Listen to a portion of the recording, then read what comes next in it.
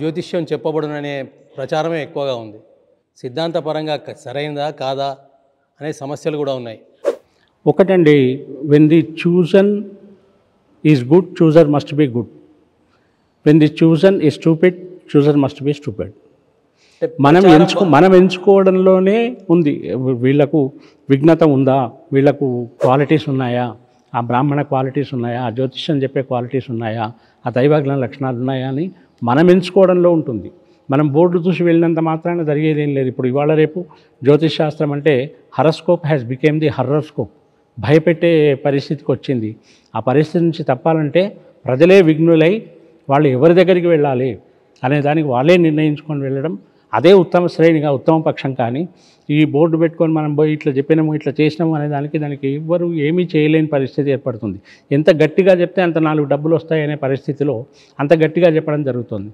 దానివల్ల చాలామంది బాధపడుతున్నారు. జ్యోతిష్ శాస్త్రం అంటే చీకట్లో ఉన్న వాళ్ళని వెలుగులో తీసుకురావడానికి జ్యోతిష్ శాస్త్రం, కానీ చీకట్లోకి నెట్టేయడం కాదు. కానీ మీరన్నట్టుగా నేటి పరిస్థితి ఏమిటంటే చీకట్లోకి నెట్టేయడం జరుగుతుంది. ఇది చేస్తేనే మీకు ఇదే అవుతుంది, లేకుంటే ఇది అవుతుంది, అది అవుతుంది అని భయపెట్టడానికి మాత్రం శాస్త్రం లేదు. భయంలో ఉండాలని, భయం తప్పించడానికే శాస్త్రం ఉందనేది నా భావన. అంటే చిలక జోస్యం లాంటివి పూర్వకాలం నుంచి వస్తున్నాయి. వాటిని సాధారణంగా కొంతమంది పట్టించుకుంటారు, మిగిలిన వాళ్ళు వదిలేస్తారు. కానీ ఈ జ్యోతిష్ శాస్త్రం మాకే తెలుసు, మేము ఈ నిపుణులము, ఈ దేవాలయము లేదా ఇంకేదైనా పరిస్థితిలో మేము బాగా అనుభవజ్ఞులమని చెప్పుకుంటున్న వాళ్ళు ఎక్కువగా ఉన్నారు. ఒకటండి, ఏ దేవత ఉపాసన చేసినా నేను పలానా దేవత ఉపాసన చేసినా అని పైకి చెప్పుకోకూడదని శాస్త్రం చెప్తుంది. మంత్రము, ఉపాసన ఇవన్నీ కూడా పరమ రహస్యాలు. నేను పలాంది చేసినా, పలాంది చేయడం వల్ల ఇట్లయింది అని చెప్పుకోవడం అనేది మొట్టమొదటి తప్పు. నీకు వాక్శుద్ధి ఏర్పడుతుందంటే దైవానుగ్రహం వల్లనే ఏర్పడుతుంది. వాక్శుద్ధి ఏర్పడిందంటే ఆటోమేటిక్ వచ్చేది వస్తారు. కానీ నువ్వు చేసినంతసేపు చేసి మిగతాదంతా కూడా ధనంపై అపేక్ష ఉన్నంతసేపు ఆ దైవం మన దగ్గర ఉండదు. ఒకవైపు రైల్వే శాఖలో ఉద్యోగం, మరోవైపు దేవాలయ నిర్మాణం. ఎప్పుడైనా 2 పడవలపై కాలేసినట్లు అనిపించిందా? ఎప్పుడూ అనిపించలేదు. కారణం ఏమిటంటే నాకు దొరికిన మా బాసులంతా కూడా నాకు దేవాలయ నిర్మాణానికి ప్రోత్సహించి కొంత సమయాన్ని వాళ్ళు కేటాయించేటువంటి అవకాశాన్ని వాళ్ళు కలిగించడం చేతనే ఇంతటి నిర్మాణం జరిగింది. అందులో ముఖ్యంగా వారి పాత్ర అమోఘం. మీ పని ఉన్నప్పుడు మేము పిలుస్తామండి, మీరు దేవాలయం పని చూసుకోమని చెప్పిన వాళ్ళే నా బాసులు.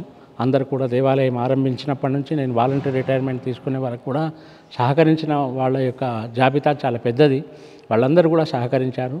ఆ సహకారం వల్లనే ఇంత దూరం రాగలిగాం. మీరు ఎప్పుడైనా ఊహించారా దాతలు ఇట్లా సహకరిస్తారని? మేము చేస్తున్న పని మాత్రమే చెప్పడం మాకు అనుచానంగా వస్తున్నటువంటి ఇది చేస్తున్నాము. మరి ఎలా అంటే ఏదైనా భక్తులు ఇచ్చే ద్రవ్యంతో వాళ్ళు ఇవ్వడం జరుగుతుంది. ముఖ్యంగా ఈ భవనం, ఈ శంకరమఠ నిర్మాణ భవనానికి మేము ఊహించినటువంటి పరిస్థితి ఏమిటంటే నేను ఊరికే ఢిల్లీ, రాజస్థాన్ అటు వెళ్తుంటాను. ఒక ఫ్యాక్టరీ ఉంది. ఆ యజమాని వచ్చాడు గుడికి అనుకోకుండా. వచ్చి చూసి క్యా కర్రే మహారాజ్ అని అడిగారు. అంటే స్వామీజీ చెప్పారు చేయాలనుకుంటున్నాం, కానీ డబ్బు ఎక్కువ అవుతుంది, ఆలోచిస్తున్నామంటే ఎంతవరకు అవుతుందంటే 2.5-3 కోట్లు అవుతుందన్నాం. 3 కోట్లు నేనే ఇస్తాను, మీరు చేయండి అని చెప్పి 3 కోట్లు ఇచ్చాడు.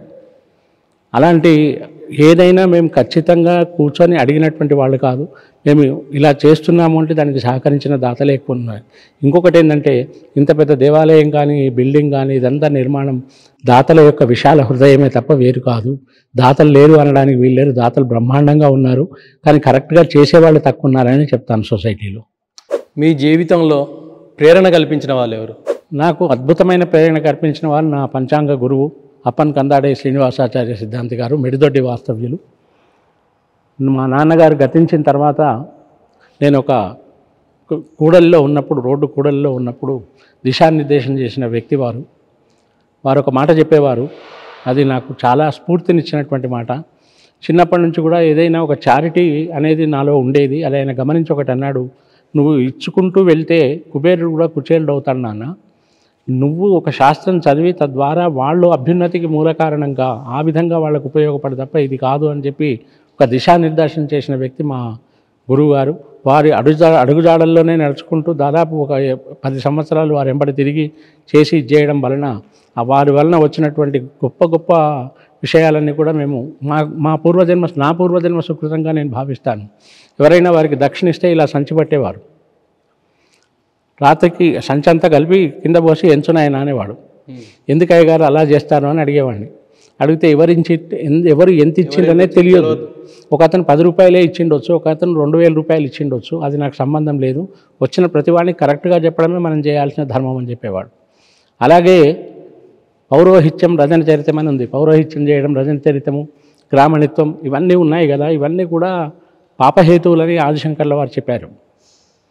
మరి ఎందుకు చేయాలి పురోహితము అని అడిగితే ఒకటే అన్నాడు ఆయన, ఎవరో నీ దగ్గరికి వస్తారు, నువ్వేదో చెప్తావు, వాళ్ళ అదృష్టం బాగుండో భగవత్ అనుగ్రహమో నువ్వు చెప్పినందువలనో వాళ్ళు బాగవుతారు. నీకేదన్నా ఆపద వచ్చినప్పుడు నేను వాళ్ళకి చేశాను, వాళ్ళు నాకు చేయలేదు అనే భావన ఉంటే మాత్రం ఈ పురోహితంలోకి రాకూడదని చెప్పాడు. కాబట్టి మన డ్యూటీ మాత్రమే మనం చేయాలి. తర్వాత భగవదేచ్ఛ యదస్మదీయం నహి తత్పరేషాం ఆయన చెప్పింది ఇప్పటికీ హృదయంలో రాసుకుంటున్నాను. యదస్మదీయం మనదైంది మనం ఎక్కడ కూర్చున్నా వస్తుంది, మనకు గాంధీ ఎక్కడ పెట్టినా పోతుంది, దానికి సంబంధం లేదు. మన కర్మ మనం చేసుకుంటూ వెళ్ళాలి.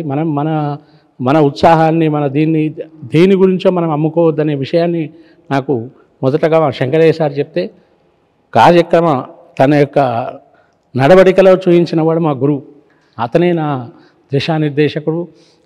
ఈ వైభవానికంతా కారకులు కూడా వారే అని చెప్పక తప్పదు. సాధారణంగా ఇప్పుడు పౌరోహిత్యం చేసేవారు ఈ కార్యక్రమానికి ఇంత, ఆ కార్యక్రమానికి ఇంత రేట్ ఫిక్స్ చేస్తున్న దశలో ఉన్నాయి. వాటికి కారణాలు ఏమనొచ్చు? వాళ్ళ ఆర్థిక పరిస్థితి బాగాలేకపోవడమా, లేదా వ్యాపార ధోరణి ఏర్పడడమా? వాస్తవంగా 70% వ్యాపార ధోరణి ఏర్పడమని చెప్పొచ్చు. మా నాన్నగారు బేగంపేట, నేను బేగంపేటలో జన్మించాను, దౌలతాబాద్ మండల్ బేగంపేట ఎలకంటి పక్కకు. పూర్వీకులు మాత్రం మిడిదొడ్డి ప్రాంతం, గురువు గారు మిడిదొడ్డి. మేము పూర్వీకులు అంటే బేగంపేట, ఇక్కడ ఎలకంటి బేగంపేట. అక్కడి నుంచే మా పయనం. ఏనాడు మా ఇంట్లో 10 రోజుల బియ్యం ఉండేవి కావు, కానీ ఎప్పుడు నిశ్చింతగా మా నాన్నగారిని ఉండడం మేము చూసాం. అలాంటి గుణం ఎప్పుడు వస్తుందా అని ఎదురు చూస్తూ వస్తున్నాం. వాడిని అడిగితే ఏం చెప్పేవారంటే, మనం ఇలా తినే యోగం ఉంటే వస్తుంది, మన పని మనం చేసుకుంటూ పోవాలి అనేవాడు. అంటే అసంతృప్తో ద్విజానష్ట, సంతృప్తి లేకుంటే అయ్యగారు చెడిపోతాడు, సంతృప్తి ఉంటే వ్యాపారి చెడిపోతాడు. కాబట్టి సంతృప్తికరంగా ఇవాళటి పౌరోహిత్యంలో కొద్దిగా డిమాండ్ చేయడం జరుగుతుంది. అది కొద్ది బాధాకరమైన విషయమే అయినప్పటికీ ఇంకా కొన్ని రంగాల్లో చూసినప్పుడు ఏంటంటే వీళ్ళ పరిశ్రమకు తగ్గంత కూడా వాళ్ళు ఇవ్వడం లేకపోవడం చేత కూడా కొంత డిమాండ్ చేయడం రెండు వైపుల నుంచి ఉంది. ఇది వీళ్ళు మారాలని వాళ్ళు అంటారు, వాళ్ళు మారాలని వీళ్ళు అంటారు. కానీ ఎక్కడో ఒక దగ్గర మార్పు రావాలి. మనం ఇంత పని చేశాము అంటే అంత, ఎందుకంటే కనీసం పూర్వకాలంలో మా నాన్నగారు కానీ వీళ్ళు ఉంటే ఏదున్నా కొత్త పెట్టుకోవాలి అంటే వాళ్ళు బియ్యం వడ్లు వచ్చినాయంటే అయ్యగారింటికి ఫస్ట్ ఇవ్వాలి, కూరగాయలు వచ్చినాయంటే అయ్యగారు, అట్లా పోషించేవాళ్ళు బ్రాహ్మణులు. ఇప్పుడు ఆ పోషణ అనేది తగ్గిపోయింది. స్వయం పోషకత్వంలోకి వచ్చినప్పుడు డిమాండ్ పెరిగిందని చెప్పొచ్చు. డిమాండ్ పెరగడం చేత అడగడము చేయడం, వాళ్ళ అవసరాలు, వాళ్ళ పిల్లల చదువులు వగైరా ఇవన్నీ దృష్టి పెట్టుకున్నప్పుడు వచ్చే ఖర్చులు వాటిని దృష్టి పెట్టుకొని వీళ్ళు డిమాండ్ చేయడం జరుగుతుంది. డిమాండ్ చేయడం కరెక్టా తప్ప అంటే ఒక విధంగా తప్పే, కానీ చేసిన పనికి సరి అయినటువంటిది ఇవ్వడం కూడా ఇచ్చేవాళ్ళ యొక్క ధర్మంగా ఆధారపడి ఉంటుంది.